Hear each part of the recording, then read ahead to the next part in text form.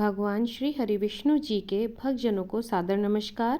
स्वागत है आपके अपने चैनल में अनुकरणीय सनातन। आज मैं आपको सुनाने जा रही हूँ मोहिनी एकादशी व्रत कथा। यह बैसाख मास की शुक्ल पक्ष एकादशी को होती है। पौराणिक मान्यताओं के अनुसार मोहिनी एकादशी की कथा महर्षि श्री वशिष्ठ जी ने प्रभु श्री रामचंद्र जी से कही थी। धार्मिक ग्रंथों में मोहिनी एकादशी की तिथि अत्यंत शुद्ध तथा पवित्र मानी गई है। इस एकादशी के दिन व्रत उपवास रखने से यह पूरे बैसाख मास के दान का पुण्य देती है।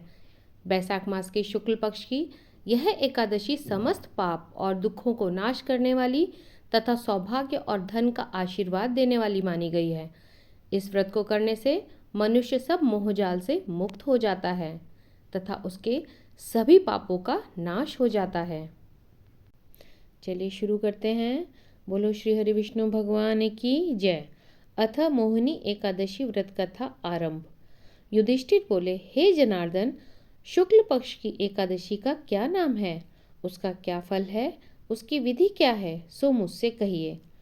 श्री कृष्ण बोले, हे धर्मनंदन, पहले श्री रामचंद्र जी भगवान के पूछने पर जिस कथा को वशिष्ठ जी ने कहा, मैं उस कथा को कहता हूँ, आप सुनिए। श्री रामचंद्र जी बोले, हे भगवान, सब पाप और दुखों को दूर करने वाले सब व्रतों में श्रेष्ठ व्रत को मैं सुनना चाहता हूँ। हे महामुने, सीता के वियोग के दुखों को मैं भोग चुका हूँ, इससे भयभीत होकर मैं आपसे पूछता हूँ। वशिष्ठ जी बोले, हे राम, तुमने अच्छा प्रश्न किया। तुम्हारी बुद्धि श्रद्धा युक्त है। तुम्हारा नाम लेने से ही मनुष्य पवित्र हो जाता है। तो भी संसार के हित के लिए पवित्र करने वाले व्रतों में उत्तम और पवित्र व्रत को मैं कहूँगा। हे राम, बैसाख शुक्ल पक्ष में जो एकादशी है उसका नाम मोहिनी है। वह सब पापों को दूर करती है। मैं सत्य कहता हूँ कि इससे व्रत के प्रभाव से प्राणी मोह जाल से और पातकों के समूह से छूट जाता है। हे राम, इस कारण यह आप सरीखे मनुष्यों के करने योग्य है। यह पापों को दूर करने वाली और दुखों को नष्ट करने वाली। हे राम, इस शुभ कथा को एकाग्रचित मन से सुनो। सरस्वती के तट पर भद्रावती नाम की एक सुंदर नगरी थी। वहाँ दुतिमान नाम का राजा राज्य करता था। वह चंद्रवंशी था।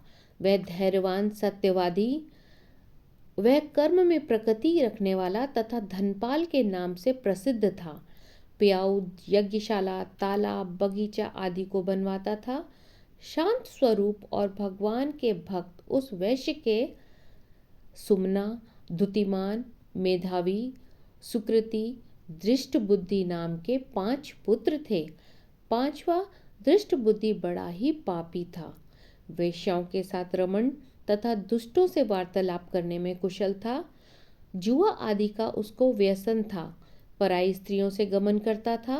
देवता, अतिथि, वृद्ध, पितर और ब्राह्मणों आदि का पूजन नहीं करता था। वह अन्यायी और दुष्ट था। पिता के धन को नष्ट करता था। अभक्ष्य वस्तुओं को खाता था। वह पापी सदा मदिरा पान करता था। उसके पिता ने उसको वेश्या के गले में बाहें डालकर घूमते हुए देखा तो उसे घर से निकाल दिया और बांधुओं ने भी उसको अलग कर दिया। उसने अपने शरीर के सारे आभूषण नष्ट कर दिए। धन के नष्ट होने से वेश्याओं ने भी निंदा करके उसको त्याग दिया। वस्त्रहीन, भूख से व्याकुल होकर वह चिंता करने लगा कि मैं क्या करूं और कहाँ जाऊं और किस उपाय से प्राण मेरे बच सकते हैं। फिर उसी नगर में वह चोरी करने लगा। राजा के सिपाही उसको पकड़ लेते थे किंतु पिता के भय से छोड़ देते थे। कई बार वह पकड़ा गया और छोड़ दिया गया। फिर भी वह दुराचारी दुष्ट बुद्धि मजबूत बेड़ियों से बांधा गया। कोड़ों की मार लगातार उसको कई बार पीड़ित किया गया। उससे कहा कि हे मंदबुद्धि, तू मेरे देश में मत रह। ऐसा कहकर राजा ने उसकी बेड़ियां कटवा दी। वह राजा के डर से निर्जन वन में चला गया। वहां भूख प्यास से पीड़ित होकर इधर उधर घूमने लगा। फिर सिंह की तरह मृग, शूकर, चीतों को मारने लगा।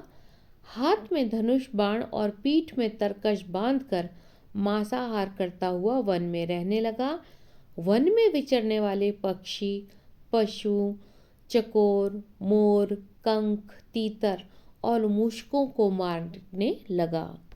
इसके अतिरिक्त और जीवों को भी मारने लगा। निर्दयी दृष्ट बुद्धि पूर्व जन्म के पापों से पाप रूपी कीचड़ में फंस गया। दुख शोक से युक्त होकर वह दिन रात चिंता करता था। कुछ पुण्य के उदय होने से वह कौंडिन्य ऋषि के आश्रम में गया। बैसाख के महीने में गंगा जी स्नान किए हुए तपस्वी कौंडिन्य मुनि के पास शोक से पीड़ित दृष्ट बुद्धि गया।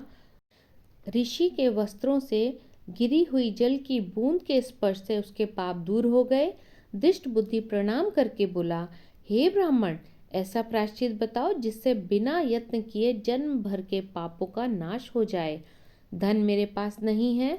ऋषि बोले कि जिसके करने से तेरा पाप दूर हो उस उपाय को तू सावधान चित्त मन से सुन। बैसाख शुक्ल पक्ष में जो मोहिनी नाम की एकादशी का व्रत है वह तू कर।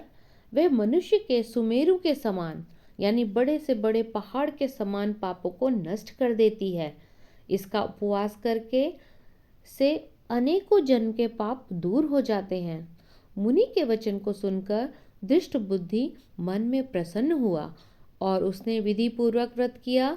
हे नृपश्रेष्ठ, इस व्रत के करने से उसके सब पाप दूर हो गए। वह दिव्य शरीर धारण करके गरुड़ के ऊपर बैठकर विष्णु लोक को चला गया। बोलो श्री हरि विष्णु भगवान की जय। श्री हरि विष्णु भगवान से प्रार्थना है जो भी इस कथा को सुन रहे हैं उनके पापों को समूल नष्ट करें और उनको मन वांछित उनकी सारी इच्छाएं पूर्ण करें। इति श्री मोहिनी एकादशी व्रत कथा संपूर्ण।